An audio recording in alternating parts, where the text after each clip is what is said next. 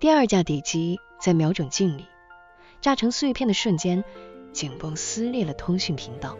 雷达边缘10数个光点自星云深处窜出，编队整齐，速度是它的 1.2 倍。他来不及数，手指本能地拉下操纵杆。X-27战机翻滚俯冲，尾焰在真空中无声燃烧，10多架敌机如一团银色蝗虫咬住他的6点钟方向。他没有回头，他知道背后有什么。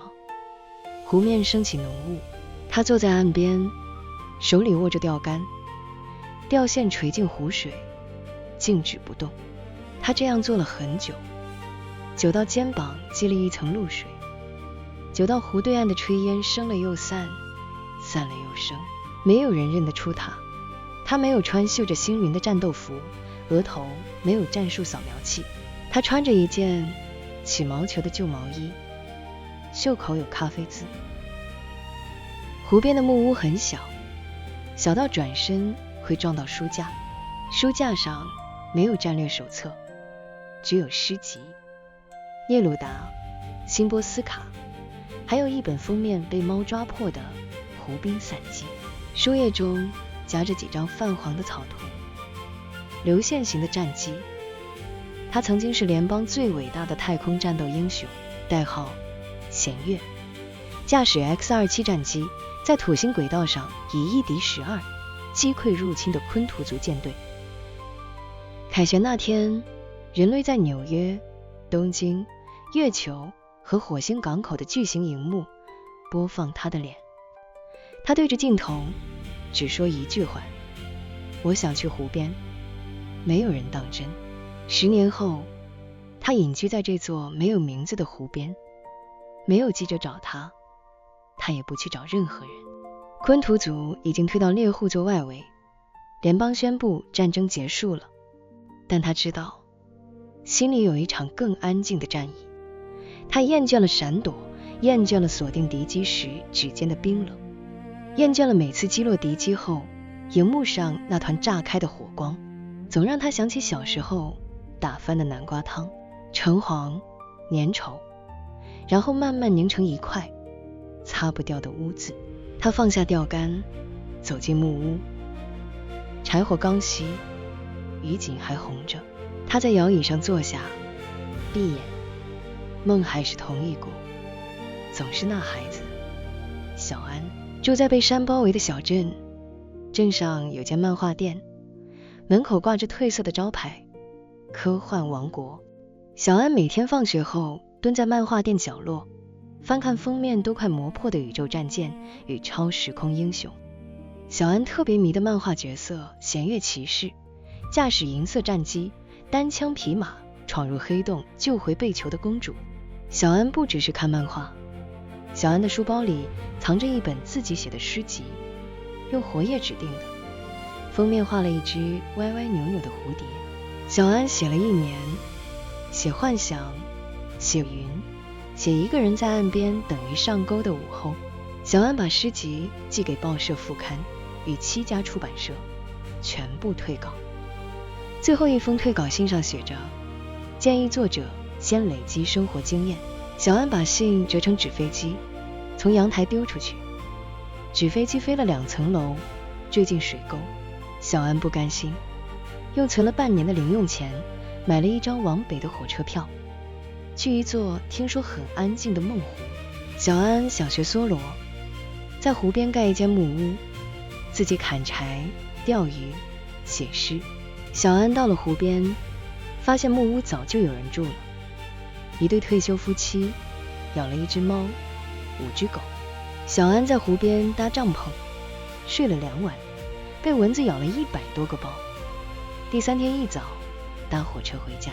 小安没有成为梭罗，诗也没有出版。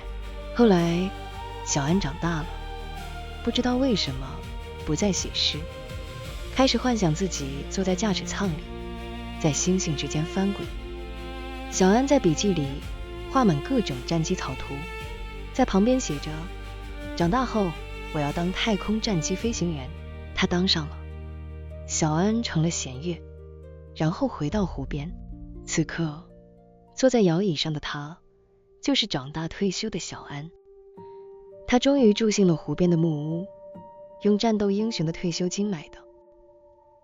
他终于有了整面书墙的诗集，不是自己写的，是别人的著作。他终于可以整天钓鱼，虽然钓竿下的鱼很少咬过饵。他睁开眼睛，鱼镜熄了最后一丝红光，湖面上传来踏水声，不是人，是一只黑白相间的猫，尾巴卷成问号，踩着水光走来。猫跳上窗台，琥珀色的眼睛看着他。梦见小安了？猫问。你以为小安是你的过去，你以为小安长大后变成了弦月，弦月老了变成了你，这是直线。他没说话。猫舔了舔爪子说，但时间不一定是直线，也可以是倒放的影片。小安没有成为诗人，没有住进湖边，但小安把这2个愿望留给了未来的某个版本，而那个版本是你帮小安完成了。反过来说，你觉得梦里见到自己的童年，但说不定是小安梦见自己的成年与老年。你是说小安梦见我？小安每天晚上梦见一个驾驶战机的英雄，小安以为那是虚构的角色，其实那不是虚构的，那是小安还没长大的自己。猫的尾巴轻轻拍打窗框，尾巴扫过书架，灰尘落下，盖住那封退稿信的边缘。你以为是你回来了？猫说，其实是那个被蚊子咬了满腿包的孩子，把没走完的路留给了未来的你。小安没写成的诗，变成你锁定敌机时的心跳，他没盖成的木屋，变成你现在坐着的这把椅子。猫停顿，琥珀色的眼睛映着江西的雨季。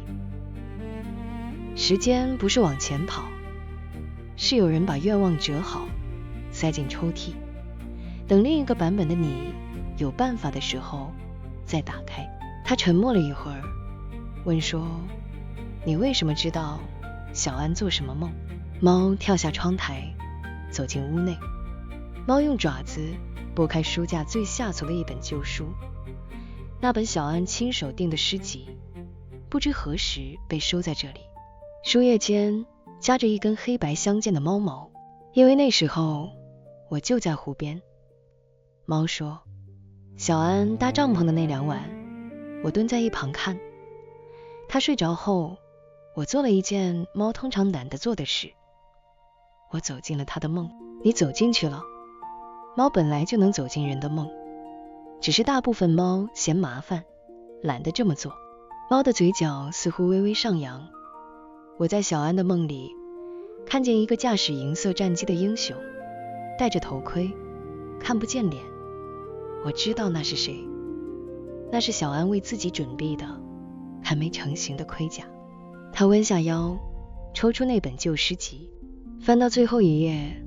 小安的铅笔字迹已经淡了，但仍能辨认。如果我以后忘记了湖，请帮我记得，有一条鱼咬过我的钩，又游走了。后来呢？他问。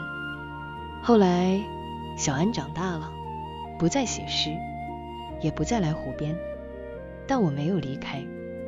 我在湖边等小安回来，等了很久。猫跳上摇椅的扶手，用头蹭了蹭他的肩膀。他没有说话，他把那本诗集抱在怀里，像抱着一个刚睡着的孩子。当晚，他做了一个不一样的梦。梦里没有太空缠斗，没有战机，只有一片湖。湖边坐着3个人，一个孩子，一个年轻人，一个老人。孩子手里握着退稿信，年轻人手里握着弹机操纵杆，老人手里握着钓竿。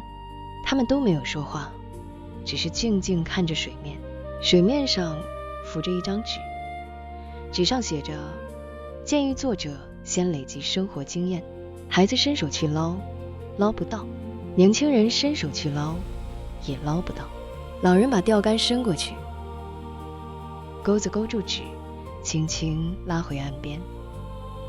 3个人同时笑了，不是因为纸上写了什么，是因为那张纸泡了水，字迹已经模糊，只剩下一个字还看得清，活。他醒来，天还没亮，湖面漾开涟漪，传来极轻的水声，像有人在很远的地方翻书。他拿起钓竿，走出木屋。这次他没有把线放进湖水，他只是坐在岸边，把钓竿横放在溪上，像搁下一把剑。猫走出来，蹲在他脚边。你现在是谁？猫问。他想了想，我是那个让小安梦见战机的人。那战机呢？停在湖底，和小安的退稿信放在一起。猫没有追问，猫把头靠在他的靴子上，闭上了琥珀色的眼睛。湖面倒映着天空，天空还没有亮透，但兜方有一条细细的银色光带，那是战机尾焰的形状，也是黎明前第一道光线的形状。他没有等到鱼，但他等到了一整片湖的水从浓雾中醒来，而一盒过期多年的蚊香不知什么时候已经打开了，放在他身后的木椅上。